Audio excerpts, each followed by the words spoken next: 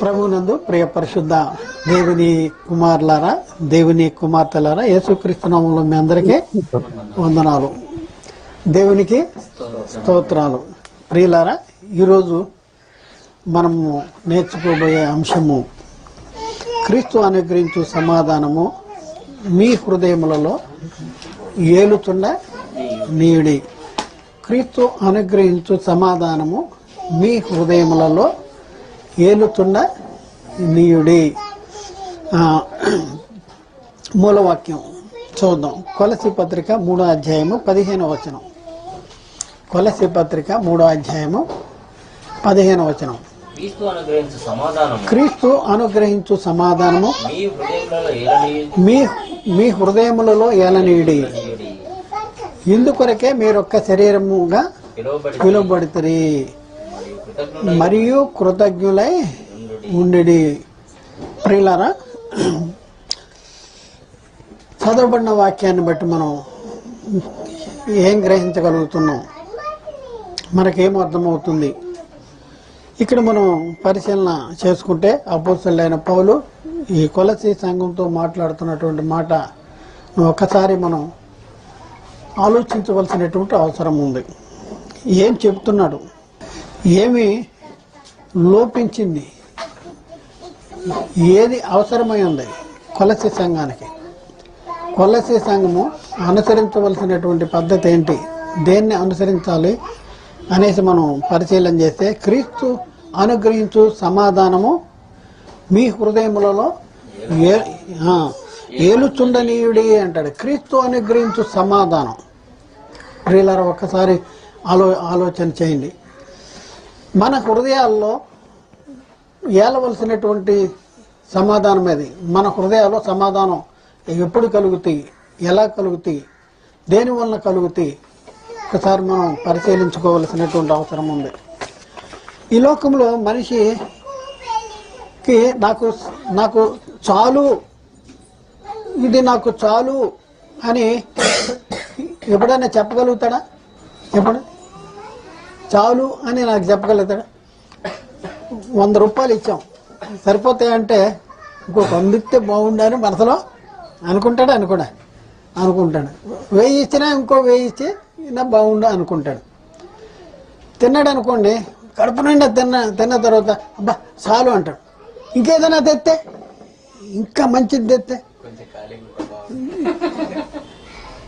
ఖాళీగుంటే బాగుండు, లేకపోతే సంచిలో వేసుకుని పోతే బాగుండు, వద్దని మాత్రం అండవు. మనసుకి ఏమి లోపించింది? సమాధానం. మనసుకి ఏమి లోపించింది? తృప్తి. మనసుకి ఏమి లోపించింది? ఆనందం.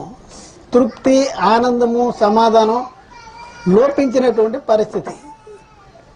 అయితే ఇక్కడ మనం చూసుకుంటే ఈ లోక సంబంధమైన విషయాల్లో, ఈ లోక సంబంధమైన వస్తువులు కానీ లేకపోతే పదార్థాలు కానీ, ఇవన్నీ కూడా వీటిని బట్టే మనం తృప్తి అనేది రాట్లా, సమాధానం అనేది రాట్లా. ఎంత సంపాదించినా ఇంకా కొద్దిగా సంపాదిస్తే బాగుండు. బ్యాంకులో 90,000 ఉన్నాయి, ఇంకొక 10,000 వేస్తే ఎంత అవుద్ది? అబ్బా, 1,00,000 తీయొద్దు, పక్కన పెట్టి పైన కొద్ది ఇంకా పోగేటప్పటికల్లా ఏమవుద్ది? అబ్బా, 1,50,000 అయితే బాగుండు, ఇంకొక 1000 రూపాయలు తక్కువైంది దాంట్లో కలుపుదాం అనేసి ఇట్లా ఏంటంటే ఇంకా ఇంకా ఇంకా ఇంకా ఇంకా ఇక్కడ సమాధానం లేదు. మన మనస్సుని ఏలవలసింది ఏంటి? ఈ లోక సంబంధంగా వాళ్ళ మనసుల్ని ఏలేదేంటి? ఏది వెళ్తుంది చెప్పండి? వాళ్ళకి సమాధానం ఎప్పుడు కలుగుద్ది? ఈ లోక సంబంధమైన వ్యక్తులకి వాళ్ళ హృదయాలకి సమాధానం అనేది ఎప్పుడు కలుగుద్ది? సమాధానం అసలు లేదు. వచ్చిన కొద్ది ఇంకా కావాలి అనే పరిస్థితి ఉంది. అయితే ఇక్కడ మనం చూస్తే మనం ఎక్కడ చేర్చబడ్డాము? క్రీస్తు ఇక్కడ చూస్తే ఇందుకొరకే మీరు ఒక్క శరీరముగా పిలువబడుతుంది. క్రీస్తు శరీరంలో పిలువబడ్డాం, క్రీస్తు రాజ్యంలోనికి చేర్చబడ్డాం, దేవుని ఇంటిలోనికి వచ్చాం, దేవుని కుటుంబంలో చేర్చబడ్డాం, దైవ కుమారత్వాన్ని పొందుకున్నాం, పరలోక పౌరసత్వాన్ని కలిగి ఉన్నాం, హక్కు కలిగి ఉన్నాం. చూడండి, ఇంత మహిమ కలిగి ఉన్నాం మనం. మన పరిస్థితి మనం ఆలోచించండి, మన పరిస్థితి. ఇప్పుడు మన హృదయాల్ని ఏది ఏలాలి? క్రీస్తు అనుగ్రహించు సమాధానము మీ హృదయములను ఏలుచుండనీయడి. క్రీస్తు అనుగ్రహించే సమాధానం ఏలుచుండాలి. యేసుక్రీస్తు ద్వారా మనం కలిగి ఉన్నటువంటి మహిమ ఏంటి? ఆ మహిమ వలన మనకి సమాధానము, మన హృదయానికి సమాధానం అనేది సమాధానాన్ని కలిగి ఉండాలంట. అనుగ్రహించే సమాధానము మీ హృదయాన్ని ఏలుతుండ. మన హృదయాన్ని ఏలేది ఎవరు ఏలాలంట? ఈ లోక సంబంధంగా ఉన్న వాళ్ళకి వాడు కడిపేవాడు దేవుడు, లేకపోతే ఆ ధనము వెళ్తుంది, డబ్బు వెళ్తుంది, లేకపోతే వాళ్ళకున్న ఐశ్వర్యం వెళ్తుంది, వాళ్ళకున్న పలుకుబడి వెళ్తుంది, వాడికున్న అందం వెళ్తుంది, వాడికున్న అధికారము వెళ్తూ ఉంది. కానీ మన హృదయాల్ని ఎవరు ఏలాలి? మన హృదయాల్ని ఎవరికి అప్పగించాలి? మన హృదయాల్ని ఎవరు పరిపాలన చేయాలి? ఎవరి ద్వారా మన హృదయము సమాధానం కలిగి ఉంటుంది? ఒకసారి ఆలోచించండి. క్రీస్తు అనుగ్రహించు సమాధానం, యేసుక్రీస్తు ద్వారా మనం పొందుకున్న సమాధానం ఏంటి? ఇది మనం తెలుసుకోవాల్సిన అవసరం ఉంది. ఒకప్పుడు మన పరిస్థితి ఏంటి? దేవునికి దూరస్తులుగా ఉన్నాం.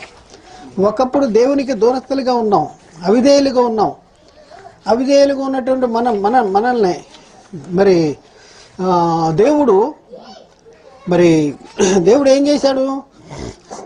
సమాధానపరచాలని, అంటే దేవునితో సమాధానపరచాలని యేసుక్రీస్తుని మనకు అప్పగించాడు. కొలసి పత్రికలో 1:19-20 మనం చదివితే, ఆయన యందు సర్వ సంపూర్ణత నివసింపవలనని ఆయన శిలువ రక్తం చేత సంధి చేసి ఆయన ద్వారా సమస్తమును, అవి భూలోకమందున్నవి అయినను పరలోకమందున్నవి అయినను వాటన్నింటినీ ఆయన ద్వారా తనతో సమాధాన పరుచుకున్న వల్లని తండ్రి అభిష్టమాయను. ఆయన ద్వారా మనలను తనతో సమాధాన పరుచుకున్న వల్లని తండ్రి అభిష్టమైందంట, తండ్రి అభిష్టము. అలాగే యేసుక్రీస్తు లోకానికి వచ్చి ఏం చేశాడు? ఆయన మన సమాధానార్థమై ఉండి మీకును, ఎఫ్సి పత్రిక 2:14 కానించి మనం చూస్తే, ఆయన మన సమాధానార్థమై ఉండి మీకును మాకును ఉండిన ద్వేషమును, అనగా విధిరూపకమైన ఆజ్ఞల గల ధర్మశాస్త్రమును తన శరీరమందు కొట్టివేయటి చేత మధ్యగూడను పడగొట్టి మన ఉభయులను ఏకము చేసెను. ఇట్లు సంధి చేసి వీరిద్దరిని ఒక్క నూతన పురుషునిగా సృష్టించి తన శిలువ వలన ఆ ద్వేషమును సంహరించి దాని ద్వారా వీరిద్దరిని ఏకముగా చేసి, ఇదండి, దేవునితో సమాధాన పరచవలనని ఇలాగూ చేసిన గనుక ఆయనే మనకు సమాధానకారకుడే అన్నాడు. దేవునితో సమాధాన పరచవలనని ఇలాగూ చేశాడంట. దేవునితో సమాధాన పరచడానికి యేసుక్రీస్తు ఇలాగూ చేశాడంట. ఏం చేశాడు? దేవునితో సమాధాన పరచాలని ఏం చేశాడు? కొలసి పత్రిక 1:22 తన సన్నిధిని పరిశుద్ధులుగా నిర్దోషులుగాను నిలువబెట్టుకుని నిరపరాధులుగాను నిలువబెట్టుటకు ఆయన మాంసయుక్తమైన దేహమందు మరణము వలన ఇప్పుడు మిమ్మును సమాధాన పరచెను. కాబట్టి ప్రియులారా, ఒకసారి మాంసయుక్తమైన దేహమందు ఇప్పుడు మిమ్మును దేవునితో సమాధాన పరిచాడు. క్రీస్తు ద్వారా, క్రీస్తు అనుగ్రహించు సమాధానము, క్రీస్తు అనుగ్రహించు సమాధానము మీ హృదయాల్లో ఏలుతుందని. క్రీస్తు అనుగ్రహించే సమాధానం ఎలాంటి సమాధానం? క్రీస్తు అనుగ్రహించేటటువంటి సమాధానం ఎలాంటి సమాధానం? ఒక్కసారి ఆలోచించండి. దేవుడు మనకి క్రీస్తు ద్వారా ఏం చేశాడు? క్రీస్తు మన కోసం ఏం చేశాడు? క్రీస్తులో ఉన్న మనము ఎలాంటి మహిమను పొందుకుంటున్నాం? మన హృదయాలు సమాధానంగా ఉంటున్నాయి. ఎక్కడికి వచ్చిన తర్వాత కూడా, క్రీస్తు దగ్గరికి వచ్చిన తర్వాత కూడా సమాధానంగా ఉంటున్నాయా? మనం ఇంకా లోక సంబంధమైన వాటి కోసమే ఆలోచిస్తున్నామా? ప్రకృతి సంబంధమైన వాటి కోసమే ఆలోచిస్తున్నామా? భూ సంబంధమైన వాటి కోసమే ఆలోచిస్తున్నామా? ఏంటి అసలు మనం కలిగి ఉన్న మహిమ ఏంటి? మనం దేనికోసం ఆలోచిస్తున్నాం? దేనికోసం మన చింతించేలాగా చేస్తున్నాడు? మన హృదయాల్లో ఈ క్రీస్తు సమాధానం లేకపోతే మనము దేవుని శోధించే వాళ్ళ కింద ఉంటాం, దేవుణ్ణి సంతోషపరిచే వాళ్ళ కింద ఉన్నాం, దేవునికి ఇష్టలుగా జీవించాం, దేవుని చిత్తాన్ని జరిగించలేము. ఎందుకంటే మనకున్న మహిమ, బాప్తిజం తీసుకుని సంఘంలో చేర్చబడినటువంటి క్రైస్తవుడు అని చెప్పుకుంటున్నటువంటి, అంటే క్రైస్తవుడైన వాడు, సరైన బాప్తిజం తీసుకుని సంఘంలో చేర్చబడినవాడు, వారి కోసము దేవుడు సిద్ధపరిచిన, దేవుడు యేసుక్రీస్తు ద్వారా సిద్ధపరిచినటువంటివి, వాళ్ళ కోసం యేసుక్రీస్తు సిద్ధపరిచినవి, క్రీస్తు ద్వారా అనుగ్రహించే సమాధానం. ఆ సమాధానం ఎలాంటిది? ఒకసారి ఆలోచన. మనల్ని నరకము నుండి తప్పించేసేటటువంటిది, నరకము నుండి, నిత్య నరకము నుండి తప్పించే సమాధానం. నరకము నుండి తప్పించబట్టం అనే సమాధానం కదా, క్రీస్తు ద్వారా వచ్చిన సమాధానం కదా. నిత్య నరకానికి పాత్రలుగా ఉన్నటువంటి వాళ్ళు మరి నిత్య జీవానికి వారసులుగా చేయటం ద్వారా మనకి సమాధానం దొరకట్లేదా? ఒకసారి ఆలోచన చేయండి. ఏంటి క్రీస్తు ద్వారా క్రీస్తు ద్వారా మనం పొందుకున్న సమాధానం ఏంటి? క్రీస్తు అనుగ్రహించినటువంటి సమాధానం ఏంటి? మన హృదయాల్ని ఏలేటటువంటి ఆ క్రీస్తు అనుగ్రహించు సమాధానం ఏంటి? మన హృదయాలను ఏలాలంట. ఏంటి ఏలాలి? క్రీస్తు అనుగ్రహించు సమాధానం. అసలు మనం క్రీస్తు ద్వారా మనం పొందుకున్న మహిమ ఏంటో మనకు తెలుసా? ఒకసారి ఆలోచన చేయండి. ఇప్పుడు తెలవదు. ఎప్పుడు తెలుసా? ఇప్పుడు ఆత్మ ద్వారా తెలుసుకోగలం మనం. కానీ అది ఎదురుగా ఉంటే మాకు బాగుండే అనుకుంటారు. చిన్నపిల్లలు అలా అంటారు. ఏదైనా దుకాణానికి వెళ్ళి ఇది ఇస్తా అంటే, ఏదో ముందు చూపించి వెళ్తాం. మనకి ఏదో చూపిస్తేనే చేస్తాం. అబ్రాహాముకు చూపిస్తే చేశాడా? ఎక్కడికి వెళ్ళాలో, ఏం చేయాలో ఏమి చెప్పుకోకుండానే అబ్రహాము దేవుని మాటకి లోబడి వెళ్ళాడు. ఇప్పుడు కూడా మనకి అన్నీ ఎదురుగా చూపిస్తున్నాడు. పరిశుద్ధ లేఖనాల్లో రాపించాడు. మనకేమి క్రీస్తు ద్వారా మనం పొందుకున్న మహిమ ఏంటి? క్రీస్తు ద్వారా మనం పొందుకునేటటువంటి మనం కలిగి ఉన్నటువంటి మహిమ ఏంటి? మరి క్రీస్తు ద్వారా మరి మనకి ఎలాంటి సమాధానం, క్రీస్తు అనుగ్రహించే సమాధానం ఎలాంటిది? మరి ఆ సమాధానం మన హృదయాల్లో వెళ్తుందా? ఏలితే మనం దేవుని కోసమే పని చేస్తాం, దేవుని చిత్తాన్ని జరిగిస్తాం. కానీ మనిషి స్థితిగతులు మనం చూస్తే, మనిషి ఇద్దరు పురుషులు కలయిక ఉన్నాడు. బాహ్య పురుషుడు, ఆంతర్య పురుషుడు. బాహ్య పురుషుడేమో ప్రకృతిని ఆకర్షించేవాడు, ప్రకృతికి లోబడిపోయేవాడు. ఆంతర్య పురుషుడేమో దేవుని చిత్తాన్ని జరిగించవలసినటువంటి వాడు. అయితే దేవుడు వాక్యాన్ని హృదయంలో పెట్టాడు, ఆజ్ఞ ఇచ్చాడు. దేవుడు ఆజ్ఞ ఇచ్చాడు. మొదటి మానవుడికి ఇచ్చాడు లేదా? ఆజ్ఞ ఇచ్చాడు. ఆజ్ఞ ఇస్తే మరి మొదటి మానవుడు ఆజ్ఞకి లోబడ్డా? ఎందుకు లోబడలేదు? ఎందుకు అతిక్రమించాడు? ఎందుకు దేవుని మీద తిరుగుబాటు చేశాడు? ఒకసారి మనం ఆలోచింది. ఆయన హృదయంలో ఏమి తక్కువైంది? ఏం తక్కువైంది? దేవుడు అనుగ్రహించే సమాధానం తక్కువైంది. దేవుడు తన్ను ఎలాంటి స్థితిలో ఉంచాడు అనేటటువంటి ఇది గ్రహించలేకపోతున్నారు. ఎందుకు మన సమాధానం తక్కువైపోద్ది అంటే, క్రీస్తు ద్వారా మనం ఏం పొందుకున్నామో మనకి తెలవకపోతే క్రీస్తు అనుగ్రహించే సమాధానం మన హృదయాల్ని ఏలదు. మరి దేవుడు అనుగ్రహించినటువంటి మహిమను ఆదాము గుర్తించగలిగాడా? గుర్తించగలిగితే ఆదాము హృదయంలో దేవుని సమాధానం ఉండేది. ఏలేది.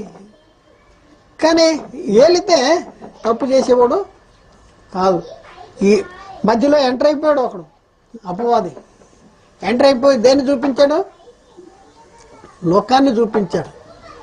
లోకాన్ని చూపించి దేవుడు ఇచ్చిన దానికంటే ఇది గొప్పది, అంతే కదండి. దేవుడు నాకు గొప్పదే ఇచ్చాడు అని అనుకుంటే దానికంటే ఇది తక్కువ కదా అనేసి దాన్ని చేయడు. అంటే దేవుని కంటే గొప్పదే, దేవుడు కంటే గొప్పది ఏదో ఉంది అనేసి, దేవుడు ఇచ్చిన దానికంటే గొప్పది ఏదో ఉందనేసి దేవుణ్ణి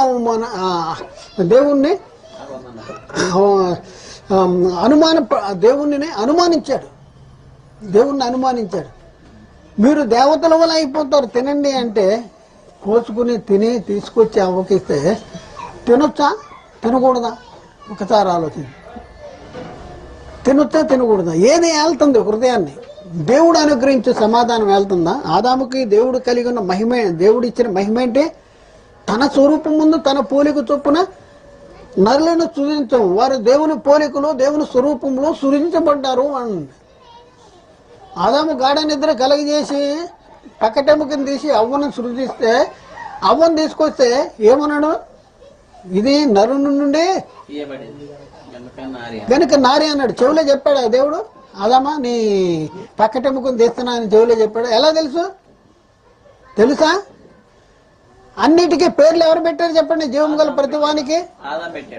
ఎంత మహిమ కలిగి ఉన్నాడు, ఎంత శక్తి కలిగి ఉన్నాడు, ఎంత జ్ఞానం కలిగి ఉన్నాడు. కానీ ఇదెందుకు గుర్తించలేకపోయాడు? దేవుని అవమానపరిచాడు. దేవుని ద్వారా తను పొందుకున్న మహిమ ఏంటి, ఆ యొక్క ఐశ్వర్యం ఏంటి, ఆ మహిమ గుణాతిశయం ఏంటి, ఇది గ్రహించలేకపోయాడు. దానికంటే గొప్పది లోకంలో ఏదో ఉంది అనేసి ఏం చేశాడు? లోబడిపోయాడు. దేవుని చిత్తాన్ని అతిక్రమించాడు. దేవుని చిత్తాన్ని జరిగించలేదు, దేవుని ఆజ్ఞను అతిక్రమించాడు. ప్రియులారా, ఒక్కసారి ఆలోచించేయండి. సాతాను చూపిస్తూ ఉంటాడు, ఈ లోకంలో ఉన్న వాటిని చూపిస్తూ ఉంటాడు. ఈ లోకంలో ఉన్నాయే దేవుడి కంటే గొప్పవి, దేవుడు ఇచ్చిన వాటికంటే గొప్పయా ఈ లోకంలో ఉన్నాయి? ఈ లోకమంతా సంపాదించుకుని ప్రాణము పోగొట్టుకుంటే ఏమి లాభమో అంటే, లోకమంతా కూడా ఒక త్రాసులో ఒక పక్కన పెడితే, మనమై ఉన్న ఆత్మ ఒక పక్కన పెడితే, మన ఆత్మకే ఎక్కువ విలువ ఉంది. ఎందుకంటే ఇది ఎక్కడి నుంచి వచ్చింది? పరలోకములో నుంచి వచ్చింది. పరలోకములో ఎక్కడి నుంచి వచ్చింది? దేవునిలో నుంచి వచ్చింది. ఒకప్పుడు దేవుడే ఉండగా దేవునిలోంచి కుమారుడైన దేవుడిగా విడిపోయిన ఆత్మే మనమందరం. ఈ లోక సంబంధమైనది కాదు, ప్రకృతి సంబంధమైనది కాదు. ఈ లోక సంబంధమైన వాటి యందు మనం అతిశయించి, లేకపోతే దాని చేత మనము ఏలుబడి గావించబడితే, అవి మనల్ని పరిపాలిస్తే, వాటి ద్వారా మన హృదయాల్ని ఏలుబడి జరిగితే, దాని ద్వారా మనకి సమాధానం కలుగుతుందా అంటే, అలా కలిగితే ఒకసారి ఆలోచించండి. ఏది గొప్పది? దేనికోసం ఎక్కువ పాటు పడుతున్నాం? దేనికోసం ఎక్కువ ప్రయాసపడుతున్నాం? దేవుని చిత్తాన్ని జరిగించటం కోసం, దేవుని సంతోషపరచడం కోసం, దేవుని పని జరిగించటం కోసం దేవుడు మనల్ని ఈ లోకంలోనికి పంపించాడు. ఎందుకు పంపించాడు ఈ లోకానికి ఎందుకు వచ్చాం మనం? మన పని ఏదో మనం చూసుకుని వెళ్ళిపోవటానిక? కాకిలేగా కాకిని వదిలాడంట. కాకిని వదిలితే నోవాహు తిరుక్కుంటా శవాల మీద పడిపోయి వెళ్ళిపోయింది. ఇప్పుడు మన పరిస్థితి ఏంటి? మనం ఎలా ఉన్నాం? ఎందుకు వచ్చాం ఇక్కడికి? ఏం పని చేయాలి? ఏం చేయటానికి దేవుడు మన పంపించాడు? మనం దేనికోసం ప్రయాసపడాలి? దేన్ని సంపాదించుకోవాలి? దేనికోసం ఆలోచించాలి? దేవుని పని కోసం. మనం ఉన్నది దానికోసమే. పౌలు ఏమంటున్నాడు? బ్రతుకుట క్రీస్తే, చావైతే లాభము. నేనెప్పుడు నా శరీరం ముందు జీవించుతున్న జీవితము నా కొరకు కాదు, నన్ను ప్రేమించి తన్ను తాను అప్పగించుకున్న దేవుని కుమారుడైన యేసుక్రీస్తు కోసమే నేను జీవిస్తున్నాను అన్నాడు. ఆదాము తప్పు చేశాడండి. మళ్ళీ దేవుడు ఎంతో ప్రణాళిక వేయవలసి వచ్చింది. తన సొంత కుమారుని పాప శరీరాకారంతో ఈ లోకానికి పంపించి ఆయన శరీరం ముందు మన పాపాలకి శిక్ష విధించవలసినటువంటి అవసరం వచ్చింది. ఆ కుమారుని ద్వారా మనకు విమోచన అనగా పాప క్షమాపణ అనుగ్రహించబడవలసి వచ్చింది. మరి ఆ విమోచన పాప క్షమాపణ పొందుకున్నాము అని చెప్పుకుంటున్న మనలో కూడా ఏది వెళ్తుంది? ఏది వెళ్తుంది? క్రీస్తు అనుగ్రహించే సమాధానం వెళ్తుందా? లేకపోతే ఈ శరీరాశ, నేత్రాశ, జీవపుటము ఇదే వెళ్తుందా? ఆదాము వాళ్ళ జీవితంలో అదే జరిగింది. చూస్తానికి రమ్యంగా ఉన్నాయంట, తినటానికి ఇంపుగా ఉన్నాయంట. చూపించాడు వాడు. అప్పటి వరకు చూడలేదా వాళ్ళు? చూస్తూనే ఉన్నారు. కానీ మన జీవితాల్లో కూడా జీవితాలు జరుగుతూ ఉంటాయి, మనం వెళ్తూనే ఉంటాం, మనం అన్నీ చూస్తూనే ఉంటాం. కానీ వాడేం చేస్తాడు? అది చూడు, ఇది చూడు, అది చేయి, ఇది చేయి అనేసి మనకి ప్రేరేపిస్తాడు, మోసం చేస్తూ ఉంటాడు. క్రీస్తు ద్వారా నాకున్న మహిమ ఎంత గొప్పది అనేసి ఆలోచించుకుంటే ఈ లోకంలో ఉన్న అన్నిటినీ ఎలా ఎంచుకుంటా ఉండే? పెంటతో సమానంగా ఎంచుకుంటావు. పౌలు అంటున్నాడు, క్రీస్తును సంపాదించుకుని లోకంలో ఉన్న వాటిని అంటే పెంటతో సమానంగా ఎంచుకొనుచున్నాను అంటున్నాడు. ఎవరిని సంపాదించుకోవాలి? క్రీస్తును సంపాదించుకోవాలి. ఎవరు అనుగ్రహించే సమాధానం మన హృదయంలో ఏలాలి? క్రీస్తు అనుగ్రహించే సమాధానం మన హృదయాల్లో ఏలాలి. ఏలకపోవటం వల్లనే, దేవుడు అనుగ్రహించే సమాధానం ఏలకపోవటం వల్లనే ఆదాము వాళ్ళు తప్పు చేశారు, దేవుని ఆజ్ఞను అతిక్రమించారు. మరి ఇప్పుడు ఒక్క శరీరములోనికి చేర్చబడిన ఓ క్రీస్తు సంఘముగా చెప్పబడుతున్న వారులారా, ఇప్పుడు మీ హృదయాలని ఎవరు ఏళ్తున్నారు? ఇది ప్రశ్న. క్రీస్తు అనుగ్రహించే సమాధానం మీ హృదయాల్లో ఏళ్తుందా? ఎవరి కోసం పని చేస్తున్నారు? దేనికోసం పని చేస్తున్నారు? దేనికోసం పాటుపడుతున్నారు? దేనికోసం ప్రయాసపడుతున్నారు? ఒకసారి ఆలోచన. మన ప్రయాసమంతా వ్యర్థమైపోయేటటువంటి పరిస్థితి. నేను చెప్పిన మాట ప్రకారము మీరు చేయక ప్రభువా అని నన్ను పిలుచుట ఎందుకు అంటాడు. ఎవరు పని చేస్తున్నాం? యజమాని పనే చేస్తున్నాం అని అనుకుంటున్నాం. యజమాని పనే చేస్తున్నాం కానీ యజమాని పని చేస్తున్నాం అని పక్కింటోడు పని చేస్తున్నాం. మనం రోడ్డు మీద ఇసుకేసాడంట. అయ్యా, యజమాని ఏం చేశాడు? ఇద్దరు పనులను పిలిచి ఈ ఇసుకని లోన పోయి కాంపౌండ్ వాళ్ళలో లోన పోయి అన్నాడు. అంటే ఇసుక ఏ ఇంటికి దగ్గర, ఏ గేటుకి దగ్గర ఉందో ఆ ఇంట్లో పోసారు. ఏ గేటుకి దగ్గర వేసారు? మన ఇంటి ముందు వేయం కదా, పక్కన వేస్తాం. ఆ పక్క ఇంట్లో మోసాడు. సాయంత్రం వచ్చేటప్పటికి జీతం పని చేశారు కానీ ఆయన పని చేయలే. జీతం ఇస్తాడా? ఇవ్వడు. ఒకసారి ఆలోచండి. మన హృదయాల్లో సమాధానం నెల వచ్చేటప్పటికి జీతం వస్తుందని సమాధానం ఉంటుంది. ఆ సమాధానం మన ఏళ్తూ ఉంటుంది. నాకు ఈరోజు ఈ నెల 30 రోజులు చేశా, 28 రోజులు చేశా, లేకపోతే ఫలానా రోజులు చేశా, 18 రోజులు చేశా అనేసి నాకు ఎంత వస్తుందని ఆ డబ్బు అనేది మనకి సమాధానం. అబ్బా నాకు ఎంత వస్తుంది, పర్వాలేదులే అనేసి ఒక సమాధానం. ఈ ఖర్చులు సరిపోతాయి. మరి నువ్వు ఎక్కడికి వెళ్ళాలి? నువ్వు ఎక్కడ వాడు? నీ సమాధానం ఏంటి? ఏం సంపాదించుకుంటున్నావు? ఏం పని చేస్తున్నావు? ఎవరు పని చేస్తున్నావు? ఏంటి? ఒక్కసారి ఆలోచింది. క్రీస్తు అనుగ్రహించే సమాధానం ఏం చేయాలి? మీ హృదయంలో ఏలుతుందండి. అయితే క్రీస్తు ద్వారా మనం ఏం పొందుకున్నాం? నాకెంతుంది? నేను ఎంత సంపాదించుకున్నా క్రీస్తు ద్వారా? నేనేం సంపాదించుకున్నా?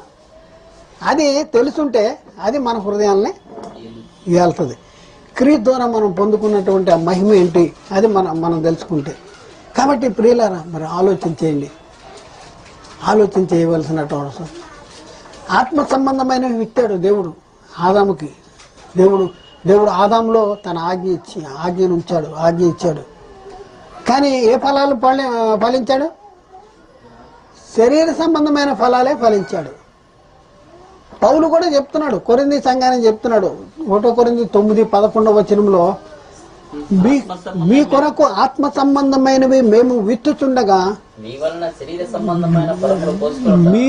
శరీర సంబంధమైన ఫలములు కోసుకొనుట గొప్ప కార్యమా అంటాడు. ఆత్మ సంబంధమైనవి విత్తుతుండగా శరీర సంబంధమైన ఫలాలు కోసుకుంట గొప్ప కార్యమా అని అన్నాడు. మరి ఒక్కసారి ఆలోచన చేయండి. ఏ పంట మనం విత్తుతున్నామో ఆ పంటే కొయ్యాలి. కానీ ఆత్మ సంబంధమైన వ్యక్తి శరీర సంబంధమైన ఫలాలు కోసుకుంటే గొప్ప కార్యమా అనేసి కొరింది సంఘంతో మాట్లాడుతున్నాడంటే పౌలు ఎంత బాధపడి చెప్తున్నాడు ఒక్కసారి ఆలోచించండి. బాప్తిజాలు తీసుకున్నాం అంటున్నారు, కానీ ఏం చేస్తున్నారు? ఫలాలు ఫలించట్లా, ఆత్మ ఫలాలు ఫలించట్లేదు. ఆత్మఫలం ఏంటి? ఆత్మఫలము గల్తీ పత్రిక 5:22 అక్కడేముంది? ఆత్మఫలం ఏదనగా ప్రేమ, సంతోషము, సమాధానము, దీర్ఘశాంతము, దయాళుత్వము, మంచితనము, విశ్వాసము, సాత్వికము, ఆశ నిగ్రహము, సమాధానము. ఇందులో సమాధానం ఉంది. మరి ఆత్మఫలాలు సమాధానం ఉందా మనకి? ఒకసారి ఆలోచించండి. మరి ఎలాంటి పరిస్థితుల్లో ఉన్నాం మనం? ఇంకా మారేమా మారలేదా? ప్రభువు దగ్గరికి వచ్చిన తర్వాత, ఎందుకంటే బతకటం కోసం ఈ లోకంలో జీవించాలి, కానీ జీవించేది దేనికోసం? చాలా మంది తినటం కోసం బతుకుతున్నారంట, కొంతమంది బతకటం కోసం తింటున్నారంట. ఎందుకు తింటున్నాం అంటే బతకటం కోసం తింటున్నా, కొంతమంది తినటం కోసమే బతుకుతున్నా. ఎందుకే తింటాం? ఎందుకు తినాలి? తినటం కోసం బతుకుతున్నా అంటే తినాలి అంటున్నాడు. మరి బతకటం కోసం తింటున్నాం, బతకాలి కదా. దేవుని పని చేయాలంటే ఏం కావాలి? బతకాలి. ఆ బతకటం కోసం తింటున్నా అంటాడు. మరి మనం తినటం కోసమే బతుకుదాం, బతకటం కోసమే తిందామా? ఏం చేద్దాం? దేని మీద మన ఆలోచన?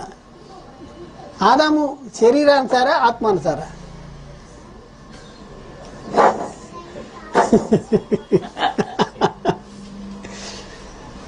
శరీరానుసారి దేని మీద మనసు ఉంచుతాడు? శరీర విషయాల మీద మనసు ఉంచాడు. ఆత్మానుసారి ఆత్మ విషయాలు. కానీ ఆదామును శరీరానుసారిగా దేవుడు సృజించలేదు, కానీ కలలేదు. కానీ మధ్యలో ఒకడు ఎంటర్ అయిపోయాడు, చూపించాడు శరీరానికి కావలసిన అవసరాలని, ఈ లోకాన్ని, ఇవన్నీ చూపించాడు. చూపించేటప్పటికి మనసులో ఏమైపోయింది? ఏలటం. ఏది ఏలటం మొదలైంది? దేవుని వాక్యం ఏలటం పక్కకి వెళ్ళిపోయింది. దేవుని ద్వారా సమాధానము, పరలోకము, నిత్య జీవము, దైవ కుమారత్వము, పరలోక పౌరసత్వము, ఎంత మహిముంది, ఇది పక్కకి వెళ్ళిపోయింది. దీన్ని గొప్పగా ఎంచుకోవట్లేదు. ఈరోజు కూడా మనం గొప్పగా ఎంచుకోవట్లేదు. క్రీస్తు ద్వారా మనం పొందుకున్నాం మేము. ఇది పక్కకి వెళ్ళిపోయింది. వాడు పెట్టేశాడు. పెట్టేస్తాం వలన తిన్నాడా లేదా? మరి ఎందుకు తిన్నాడు? గొప్పదిగా ఎంచాడు. లోకం గొప్పదిగా ఎంచాడు. లోకాన్ని పొందుకుంటాం, లోకమే సంతోషమైపోయింది ఆయనకి. అందుకనే రోమపత్రిక 8:5-9 వచనాలు అక్కడ మనం చదివితే, శరీరానుసారులు శరీర విషయముల మీద మనస్సుంతురు, ఆత్మానుసారులు ఆత్మ విషయముల మీద మనస్సుంతురు. శరీరానుసారమైన మనసు ఏమైపోయింది ఆదాముకి? మరణము. ఏ మరణం? ఆత్మ సంబంధమైన మరణము. ఆత్మానుసారమైన మనసు జీవమును సమాధానమునే ఉన్నది. ఏలైనగా శరీరానుసారమైన మనసు ఏంటండి? ఏ మనసు ఉంది? ఏ మనసు మారింది? మనసు మారిందా? అంతకుముందు మంచి మనసు ఉంది, మనసు మారింది, చెడిపోయింది. మనసు మారి చెడిపోయింది. చెడిపోవటం వలన శరీరానుసారమైన మనసు దేవునికి విరోధమైనది. తినేశాడు. అవ్వ కొన్ని కోసుకుని కొన్ని తినేసి కొన్ని తీసుకొచ్చేటప్పటికి ఎవరికి ఎక్కువ విలువ ఇచ్చాడు చెప్పండి? అవ్వకి ఇచ్చాడా, దేవుడికి ఇచ్చాడా? ఎవరికి ఎక్కువ విలువ ఇచ్చాడు? అవ్వకిచ్చాడు. కాబట్టి ఇక్కడ ఏమైంది? ఏలైనగా శరీరానుసారమైన మనసు దేవునికి విరోధమైనది. అది దేవుని ధర్మశాస్త్రమునకు లోబడదు, ఎంత మాత్రమో లోబడదు. మన జీవితాల్లో కూడా అలాగే జరుగుతుంది. దేనికి విలువ ఇవ్వాలో, దేన్ని గౌరవించాలో, దేన్ని హెచ్చుగా మనం చూడాలో దాన్ని మనం చూడలేకపోతున్నాం. ఎందుకంటే మన దృష్టిలో లోపం ఉంది. దృష్టికి లోపాలు ఉన్నాయంట. డాక్టర్ దగ్గరికి వెళ్తే 2 రకాల అద్దాలు వేస్తాడు. కొంతమందికి దూరంగా ఉన్నాయి కనపడు, దూరదృష్టి. కొంతమందికి దగ్గరగా ఉన్నాయి కనపడు, హ్రస్వ దృష్టి అంటారు. దూరదృష్టి. అసలు కొంతమందికి రెండూ ఉంటాయి. నాకు పైన పైన దూరంది, కింద దగ్గరది, దూరదృష్టి. అయితే గమనించండి, మరి క్రైస్తవుడికి దృష్టి అయ్యేది దేన్ని బట్టి చూడగలడు? లేని వాటిని, ఎదురుగా లేని వాటిని దేన్ని బట్టి చూడగలడు? మనోనేత్రాలను బట్టి లేక విశ్వాసాన్ని బట్టి. విశ్వాసమును బట్టి అదృశ్యమైన వాటిని ఉన్నట్టుగానే చూడగలడు, ఎదురుగా లేకపోయినా పర్లా, కానీ వాటిని చూడగలడు. చూడాలంటే ఏం కావాలి? మనోనేత్రాలు వెలిగించబడాలి. మనోనేత్రాలు వెలిగించబడితే అప్పుడు విశ్వాసము ద్వారా దాన్ని చూడగలడు. మరి అసలు మనకి మనోనేత్రాలు వెలిగించబడినాయా? అసలు దేవుడు క్రీస్తు ద్వారా మనకి అనుగ్రహించబడిన మహిమ ఏంటి మనం అనేసి ఒకసారి నిజంగా ఏదో మనం ఫార్మాలిటీగా మనం ఏదో వచ్చేసి స్తోత్రం అల్లి అనేసి ఇట్లా మనం కాసేపు 1-2 గంటలు కూర్చుని వెళ్ళిపోతున్నాం. కానీ అసలు ఈ సంతోషము, ఈ ఆనందము, మనం పట్టజాలని ఆనందం ఇదనమాట. ఎంత గంతులు వేయాలి, లేడీ గంతులు వేసినట్టు. మనకి ఎంత విమోచన, ఎంత స్వతంత్రత, ఎంత మహిమ అనుగ్రహించబడింది యేసుక్రీస్తులోకి వచ్చిన తర్వాత. వెళ్తున్నాం మన హృదయాల్లో. వెళ్తే ఛీ వద్దు, నాకు అదొద్దు ఇదొద్దు అంటాడు. ఏమండి, మన ఇంట్లో మాంసం కూర వండుతుంది, 1 కిలో మాంసం కూర, రొయ్యలు, ఒక పక్కన చేపలు వండుతున్నారు అనుకోండి. ఎవరన్నా పసుపులు తెచ్చిస్తే ఏం చేస్తారు చెప్పండి? తర్వాత చూద్దాం అంటే. ఒకవేళ ముఖవాటంతో ఇచ్చినా సరే దాన్ని ఎక్కడ పెట్టేస్తారు? అంటులు నమ్ముతుంది చూడు, అక్కడ పెట్టేస్తారు. ఎందుకు? ఏది నీకు సమాధానం? ఏది గొప్పది? పచ్చి పులుసు గొప్పదా, మటన్ కూర గొప్పదా? మరి ఇప్పుడు ఆలోచించండి, ఈ లోకం గొప్పదా, నిత్య జీవం పరలోకం గొప్పదా? మరి దేవుడు క్రీస్తు ద్వారా మనకు అనుగ్రహించిన సమాధానం మరి మనలో వెళ్తుందా? ఒకసారి మనం పరిశీలన చేసుకోవలసినటువంటి అవసరం ఉంది. మనకి గమనించండి, ఆదాముకి స్వతంత్రత లేదా? మంచి చేయాలన్నా చెడు చేయాలన్నా స్వతంత్రత ఉంది. కానీ అన్నిటిలో ఎందు మనకి స్వతంత్రత ఉంటుంది, కానీ అన్ని కూడా చేయదగినవి కావు. స్వతంత్రత ఉంది అంటే సరిపోదు. అక్కడ ఇది తింటే ఇది జరుగుద్ది, అది తింటే అది జరుగుద్ది అని చెప్పాడు. ఇది తినకూడదు అని చెప్పాడు. కానీ చేయొచ్చు, నువ్వు చేయొచ్చు. చేస్తే అది చేస్తుంటే దేవుడు మాత్రం చేపట్టుకుని ఆపడు. అలాగే మనం చూస్తే మన జీవితాల్లో కూడా అన్ని చేయదగినవి చాలా ఉంటాయి, కానీ అన్నీ కూడా చేయదగినవి కావు. అన్నింటి ఎందు మనకి స్వతంత్రం ఉంటుంది, కానీ అన్నీ కూడా చేయదగినవి కావు. 1 కొరింథీ పత్రిక 6:12, 1 కొరింథీ పత్రికలో 6:12, 1 కొరింథీ పత్రిక 6వ అధ్యాయము 12వ వచనం. అన్నింటి యందు నాకు స్వతంత్రము కలదు, గాని అన్నీ చేయదగినవి కావు. అన్నింటి యందు నాకు స్వతంత్రము కలదు, గాని నేను దేని చేత లోపరచబడనొల్లను. అన్నింటి యందు నాకు స్వతంత్రం ఉంది, కానీ నేను దేని చేత లోపరచబడను. కానీ దేవుడు దేన్ని చేయమన్నాడు దాన్నే చేస్తాను. నేను క్రీస్తు చేత దేని నిమిత్తమై క్రీస్తు చేత పట్టబడ్డాను, దాని నిమిత్తము నేను సమస్తము చేస్తున్నాను. నేను పరిగెడుతున్నాను, నా పరుగు కూడా తొదముట్టించాను అనేది పౌలు చెప్తున్నాడు. ఇక్కడ మనం చూస్తే దేని చేత లోపరచబడాలి నొల్లను, ఇవన్నీ స్వాతంత్రం ఉంది మన జీవితాల్లో. క్రీస్తు దగ్గరికి వచ్చిన తర్వాత కూడా ఆదాముకి ఎలా స్వాతంత్రం ఉందో, మరి చెడు పని చేయటానికి, దేవుని చిత్తాన్ని జరిగించుకోకుండా ఉండటానికి, అలాగే ఇక్కడ క్రీస్తు దగ్గరికి వచ్చిన తర్వాత కూడా మనకు కూడా స్వతంత్రం ఉంది, కానీ అన్ని చేయదగినవి కావు. అన్ని ఏంటో స్వతంత్రం ఉందగానే దేని చేత లోపరచబడనల్లను. నేను దేని చేత లోపరచబడినా ఏది కూడా నన్ను ఏళ్ళటానికి వీలు లేదు. ఒకటే క్రీస్తుని గురించి సమాధానం, నన్ను నా హృదయాల్లో వెళ్ళాలి. నేను దేని చేత లోపరచబడిన అంటాడు. ఎందుకంటే ఒకడు దేని చేత లోపరచబడతాడో దానికే దాసుడు అవుతాడు. 2 పేతురు పత్రిక 2:19 2 పేతురు 2:19 అక్కడ రెండో మాట, లేకపోతే మొదటి నుంచి చెప్తాం. తామే భ్రష్టత్వమునకు దాసులైండి అట్టి వారికి స్వాతంత్రం ఇత్తుమని చెప్పుదురు. ఒకడు దేని చేత జయించబడును దానికే దాసుడు జయించబడును. దేని చేత జయించబడుతున్నాం మనం? ఒకసారి ఆలోచించండి. దేని చేత జయించబడుతున్నాం? దేనికి దాసులుగా ఉన్నాం? ఏది మనల్ని లోపరుస్తుంది? అవునంటే నేను దేని చేతను లోపరతా బడనొల్లను. అందుకనే యేసుక్రీస్తు అప్పుడే చెప్పాడు యూదులతో చెప్తున్న మాట. అందుకే యేసు పాపము చేయు. యోహాను సువార్త 8:33 వచనంలో అక్కడ అంటాడు, యూదులు అంటున్నారు, మేము అబ్రాహాము సంతానము, మేము ఎన్నడను ఎవరికి దాసులమే ఉండలేదే.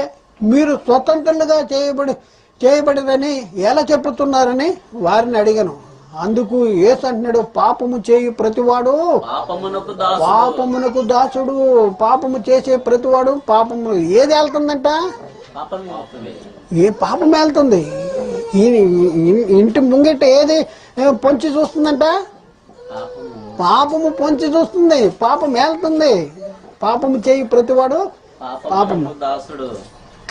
కాబట్టి ఇప్పుడైతే మన విషయంలో మనం ఆలోచిస్తే, ఇప్పుడైతే మనము దేని చేత ఒకప్పుడు బాప్తిజం తీసుకోక మునుపు నిర్బంధించబడుతామో దాని విషయంలో బాప్తిజంలో చనిపోతున్నాం. మనం బాప్తిజంలో ఏం చేస్తున్నాం? చనిపోతున్నాం. ఒకప్పుడు పాప విషయంలో దాసులే ఉన్నాం. బాప్తిజంలో పాపము దేని చేత నిర్బంధించబడుతామో దాని విషయంలో చనిపోయి అక్షరానుసారమైన ప్రాచీన స్వభావము గాక ఆత్మానుసారమైన నవీన స్వభావము గలవారమే ఉన్నాము. రోమపత్రిక 7:6 ఇప్పుడైతే దేని చేత నిర్బంధించబడతామో దాని విషయమై చనిపోయిన వారమే ధర్మశాస్త్రము నుండి విడుదల పొందితిమి గనక మనము అక్షరానుసారమైన ప్రాచీన స్థితి గలవారము కాక ఆత్మానుసారమైన నవీన స్థితి గలవారమై సేవ చేయుచున్నాము. ఆత్మానుసారమైన నవీన స్థితి అది ధర్మశాస్త్రానికి లోబడిన యూదులతో చెప్తున్నమాట. కానీ ఇప్పుడు మన విషయంలో కూడా మనం దేని చేత నిర్బంధించబడ్డామో దాని విషయంలో మనం చనిపోవాలి. చనిపోయి మనము ఆత్మానుసారమైన నవీన స్థితి కలిగిన వారంగా మనం ఉండాలి. ఎందుకంటే మనం ఇక మీదట పాపమునకు దాసులు కాకుండానట్లు, పాప శరీరము నిరర్ధకమగునట్లు మన ప్రాచీన స్వభావము ఆయనతో కూడా సిలువ వేసేసాం. రోమపత్రిక 6:6-9 మనం చదివితే, రోమపత్రిక 6:6-9 ఏలైనగా అదండి మనం ఇక మీదట పాపమునకు దాసులు కాకుండాటకు పాప శరీరము నిరర్ధకమగునట్లు మన ప్రాచీన స్వభావము ఆయనతో కూడా సిలువ వేయబడనని ఎరుగుదు. మన ప్రాచీన స్వభావాన్ని ఆయనతో కూడా సిలువ వేసేసాం. చనిపోయిన వాడు పాప విముక్తుడని తీర్పు పొంది ఉన్నాడు. మనము క్రీస్తుతో కూడా బాప్తిజములో చనిపోయిన ఎడల మృతులలో నుండి లేచిన క్రీస్తును ఇకని చనిపోడని మరణమునకు ఇక మీదట ఆయన మీద ప్రభుత్వము లేదని ఎరిగి ఆయనతో కూడా జీవించుతున్నామని నమ్ముతున్నాము. కాబట్టి చూడండి, మనం ఇక పాపమునకు దాసులు కాకున్నట్లు పాప శరీరము ఏం చేశాము? నిరర్ధకమైనట్లు ఆయనతో కూడా సిలువ వేసేసాము. మనం క్రైస్తవులు మామూలు సిలువ వేసాం. కాబట్టి మరణం ఇక ఆయన మీద అధికారం లేదు, మన మీద కూడా అధికారం లేదు. కాబట్టి మనం ఏం చేయాలి? లోబడాలి. దేనికి లోబడుతున్నాం? నిరర్ధకం అయిపోయింది, పాప శరీరం నిరర్ధకం అయిపోయింది, మనం నూతన జీవం కలవారంగా తిరిగి లేచాం అన్న తర్వాత దేనికి లోబడుతున్నాం? దేనికి దాసులుగా ఉంటున్నాం? ఒకప్పుడు దేనికి దాసులుగా ఉన్నాం? పాపానికి. ఇప్పుడు దేనికి దాసులుగా ఉండాలి? నీతికి దాసులుగా ఉండాలి. నీతికి దాసులుగా ఉన్నామా లేదా ఒకసారి మనం పరిశీలన చేసుకోవాలి. రోమపత్రిక 6 అధ్యాయం 16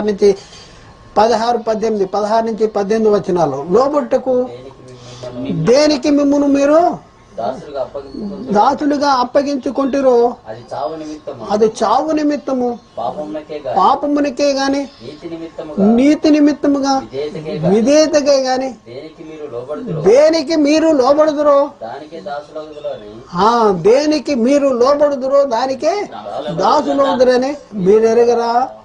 మీరు పాపం ఒకప్పుడు మీరు పాపమునకు దాసులై ఉంటిరి గాని ఏ ఉపదేశ క్రమమునకు మీరు అప్పగించబడితేరో ఏం చేయాలండి? దానికి హృదయపూర్వకముగా లోబడాలి. హృదయపూర్వకముగా లోబడిన వారే పాపము నుండి విమోచించబడి నీతికి దాసులైతరి. నీతికి ఇందుకు దేవునికి స్తోత్రం అంటాడు. నీతికి దాసులేము. ఇప్పుడు ఒకప్పుడు పాపానికి దాసులుగా ఉన్నాం. ఒకప్పుడు మరి లోబట్టకు మనల్ని మనం దేనికి దాసులుగా అప్పగించబడ్డాము? అది చావు నిమిత్తము, పాపమునకు గాని నీతి నిమిత్తము, విధేయతకి గాని మరి మీరు లోబడిలో దానికే దాసులు అవుతారు అన్నాడు. కాబట్టి ఇప్పుడు మనం ఏం చేసాము? ఉపదేశ క్రమానికి అప్పగించబడ్డాం. ఏ ఉపదేశ క్రమమునకు అప్పగించబడు దానిని హృదయపూర్వకముగా లోబడాలి. హృదయపూర్వకంగా లోబడాలి. పాపము నుండి విమోచించబడి నీతికి దాసులు అవుతాం. కాబట్టి అనేక మంది దేనికి దాసులుగా ఉన్నారు చెప్పండి? దేనికి దాసులు? ప్రభువులోకి వచ్చాము, ప్రభు స్తోత్రం అంటున్నారు కానీ దేనికి దాసులుగా ఉన్నారు? పాపానికి దాసులుగా ఉన్నారు. కడుపుకి కోటి విద్యలు దేనికోసం? కూడు కోసం. కూడు దేనికోసం అంటే కడుపు కోసం. అంతేనా? కడుపు కోసం. మరి కడుపు కోసం అంటే శరీరం కోసం. మరి ఆత్మ కోసం ఎంత కష్టపడుతున్నాం మనం? గుంటలోకి వెళ్ళిపోయేది తెలుసు. మన కళ్ళ ముందే మనం చూస్తూ ఉన్నాం. మనం కూడా ఒకప్పటికి వెళ్ళిపోతాం. అన్నీ మనకు తెలుసు. కానీ దీనికోసమే అన్నీ దాచేస్తూ ఉంటాం, పోగు చేసేస్తూ ఉంటాం, ఇవన్నీ చేసేస్తూ ఉంటాం. కాబట్టి ఇప్పుడున్న పరిస్థితుల్లో చాలామంది ఏం చేస్తారంట? కడుపుకే దాసులు ఉన్నారంట. 18 రోమపత్రిక 16 అధ్యాయం 18 వచనం. అట్టి వారు మన ప్రభు అయిన క్రీస్తుకు కాక తమ కడుపుకే దాసులు.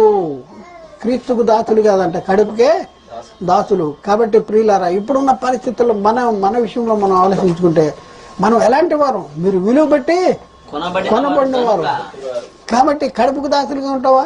లేకపోతే మనుషులకి దాసులుగా ఉంటావా? దేనికి దాసులుగా ఉంటాం?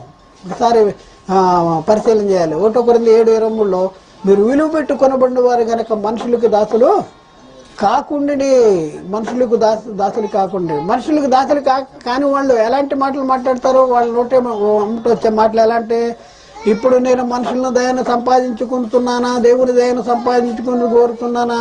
నేను మనుషులను సంతోషపెట్టు వాడిని అయితే నేను ఇప్పటికీ క్రీస్తు దాసుడును కాక పోదును అంటాడు గలతీ పత్రిక 1:10లో. ఇప్పుడు నేను మనుషుల దయను కొనగోరుతున్నానా? దేవుని దయను సంపాదించుకోనుకోరుతున్నానా? చూడండి, చాలా మంది మనుషుల దయను సంపాదించుకోవడం కోసం ఏం చేస్తారు? దేవుని దాసులుగా కాకుండా మనుషులకి దాసులు అవుతున్నారు, మనుషులకు లోబడిపోతున్నారు. మరి ఇప్పుడున్న పరిస్థితుల్లో మనం ఎవరికి దాసులు? ఎవరికి లోబడాలి? ఎవరు పని చేయాలి? ఎవరిని మన హృదయంలో ఉంచుకోవాలి? మీరు కొలసి 3:24లో మీరు ప్రభు అయిన క్రీస్తుకు దాసులై ఉన్నారు. కొలసి 3:24లో మీరు ప్రభు అయిన క్రీస్తుకు దాసులై ఉన్నారు. ఇక్కడ మనం పరిశీలన చేస్తే అపోస్తల కార్యాల్లో 16వ అధ్యాయంలో 17వ వచనంలో అక్కడ మనం చూస్తే అక్కడ పూతోను అనే దెయ్యము పట్టిన చిన్నది చూద్దాం. 16వ అధ్యాయంలో 16 నుంచి కిందకి రాయబడి ఉంది. మనం 17వ వచనం చూద్దాం. పూతోను అను దెయ్యము పట్టినదై 17 నుంచి చూద్దాం. మేము ప్రార్థన చేయుటకు వెళ్ళుతుండగా పూతోను అను దెయ్యము పట్టినదై సోదె చెప్పుట చేత తన యజమానులకు బహు లాభము సంపాదించుకొనిచున్న యొక్క చిన్నది మాకు ఎదురుగా వచ్చును. ఆమె పౌలును మమ్మును వెంబడించి ఏముంటుందండి? ఎవరు ఈమె? పూతోను అను దెయ్యము పట్టిన చిన్నది. ఈ మనుషులు మీకు ఈ మనుషులు సర్వోన్నతుడైన దేవుని దాసులు. ఈ మనుషులు ఎవరంట? సర్వోన్నతుడు. ఎవరు చెప్తున్నారు చెప్పండి? దెయ్యం చెప్తుంది. ఒక్కసారి దెయ్యం కాదు, మీ పక్కోడు మీకు సాక్ష్యం చెప్పాలంటే ఏం చెప్తారు? మీ ఇంట్లో మీ భర్త సాక్ష్యం చెప్పాలంటే నీ గురించి ఏం చెప్తున్నాను? నీ భార్య సాక్ష్యం చెప్పాలంటే ఏం చెప్తున్నాను? దెయ్యం సాక్ష్యం చెప్పాలంటే ఏం చెప్పండి?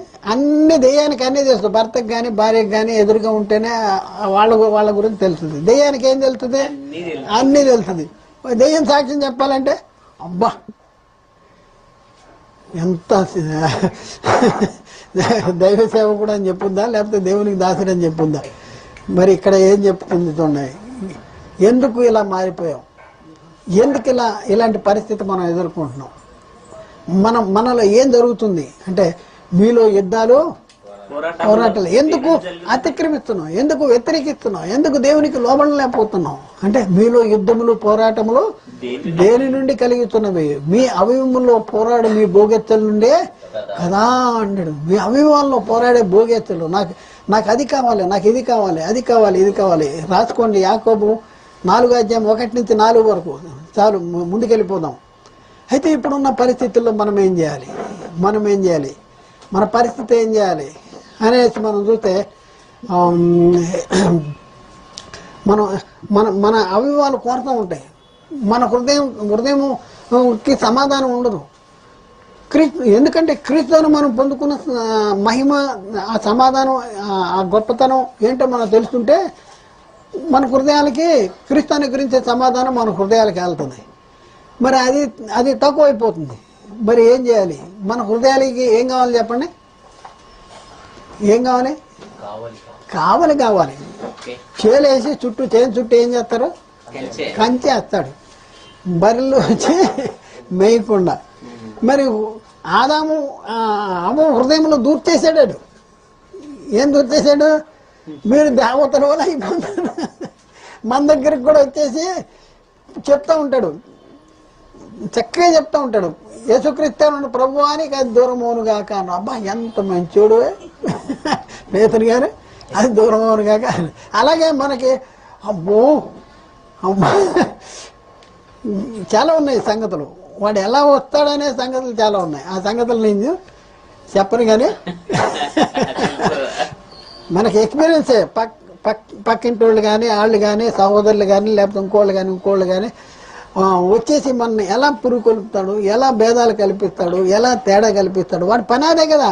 వాడు అబద్ధికుడు, అబద్ధానికి జనకుడు, వాని అందు సత్యమే లేదు. అలాంటివన్నీ మనలో కల్పించి ఒకరికొకరు జుట్లు, సహోదరులకి జుట్లు ముడేస్తాడు, భార్య భర్తలు జుట్లు ముడేస్తాడు, ఆఫీసర్కి ఉద్యోగస్తుడికి జుట్లు ముడేస్తాడు. వీడి పని అది, జుట్లు ముడేసే పని. అయితే మన ఏం కావాలి మనకి?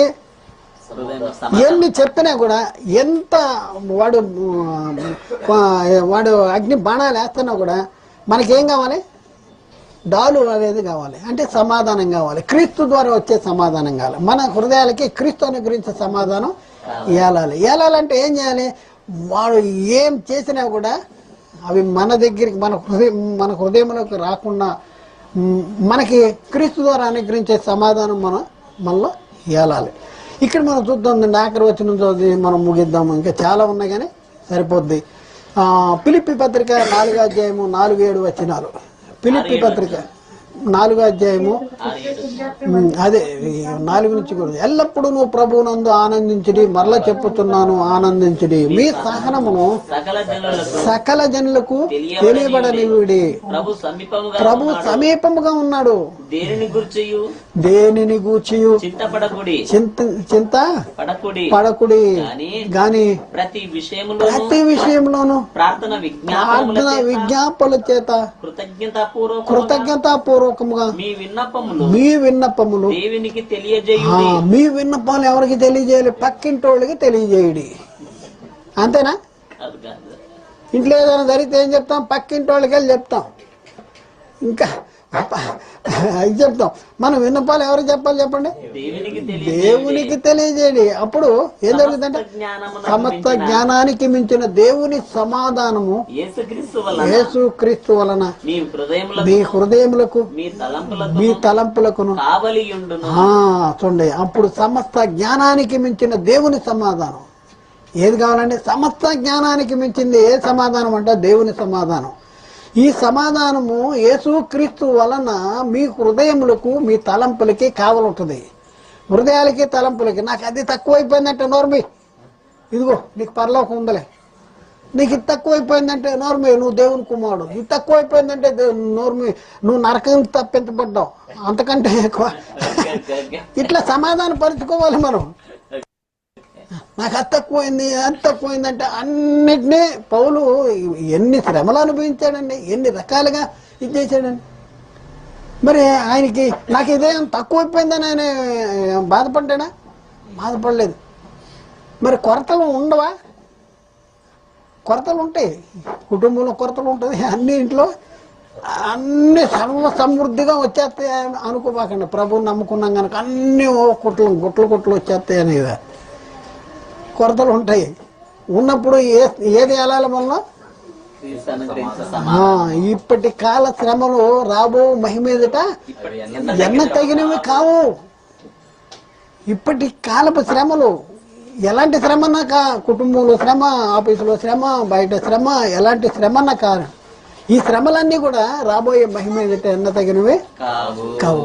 ఇది సమాధానం. ఈ సమాధానం ఎవరి ద్వారా దొరుకుతుంది?